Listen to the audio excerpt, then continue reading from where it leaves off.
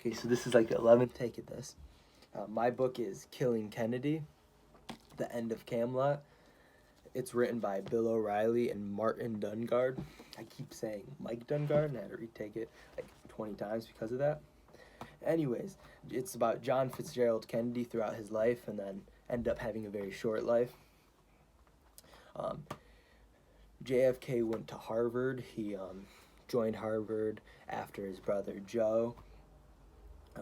He was also in the Navy. He was a lieutenant of PT 109. That was a torpedo that ended up sinking, started to sink, and he had to lead his crew to safety. And through all that, he had really bad back problems and had to just suffer through them to lead everybody to safety. And at first, he was only 26 years old, so he didn't know what to do. He didn't really believe in himself as much as he really should have. And through that's kind of the first time where he cheated death, and he kind of stepped out of his, I don't know if I'm a leader. And then he knew he was a leader after that. It really made him what he is. They didn't want to go into the Japanese island and get caught by a bunch of people, so they had to wait a couple days without food, and eventually they went to an island where they could find safety. John F. Kennedy, growing up, he really liked books. He said in the book that he liked books and he liked girls. They were his two main hobbies. He ended up marrying, obviously, Jackie Kennedy, but he wasn't quite faithful to her throughout the years. He fooled around with so many girls, including Marilyn Monroe, who was huge at the time. She ended up dying of a drug overdose. And Frank Sinatra actually dated Marilyn Monroe, and Frank Sinatra and JFK were friends when JFK was messing around with Marilyn Monroe. And it said a story in the book that John F. Kennedy wanted to cut the ties with Frank Sinatra because it could give him almost a bad reputation, because Frank Sinatra was in some bad things.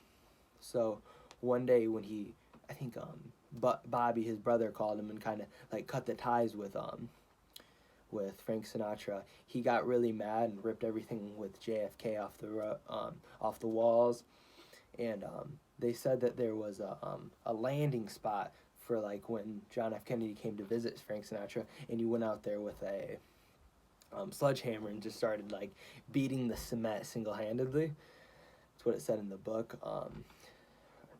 Bobby called him, and Bobby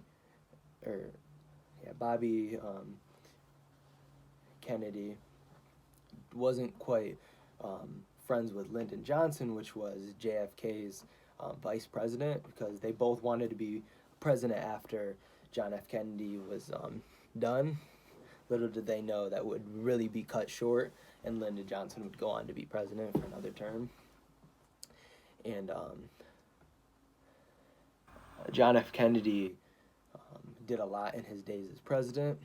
His only 3 years, he had a 78% approval rating the first 3 months, or the first couple months, and then throughout the 3 years that he had from 61 to 63,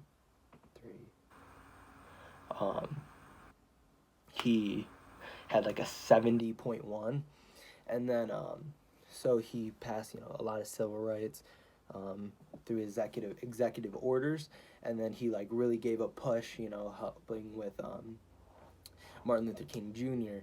And something that Martin Luther King Jr. and JFK actually had in common was sleeping around and not being quite faithful to their wives, but having a very strong everyone looking up to them, and them actually being good people, even though they weren't the best people for their family. But they were both very powerful men that did a lot for America. Lee Harvey Oswald is the man that ended up shooting and killing John F. Kennedy. Lee Harvey Oswald actually tried to kill Edwin Walker, who was a major general, and he ended up missing by like 3 inches, and he came home to his wife Maria and thought like, oh, I did it, you know, this and that, and then he up seeing on the news that it was an attempt and he didn't actually hit him. He missed him by like 3 inches. So you know that. And Lee Harvey Oswald was an honorable discharge out of our military, the Marines, and he always thought he was going to be better, like really good, and just he was going to be up in a high position like John F. Kennedy was, and like Edwin Walker was, and all these guys that played like a really big part in the United States in our history. And he never really came to that. He obviously died a few days later after he shot our 35th president, John F. Kennedy. He always had big hopes for himself, and he went about it the wrong way. John F. Kennedy did some really great things, and he did some things that didn't quite succeed, like the Bay of Pigs, but he also did a lot for civil rights, and then he stopped a war. But he ended up dying a couple years into his presidency, which ended up Lyndon Johnson ended up becoming president for a lot of years after that.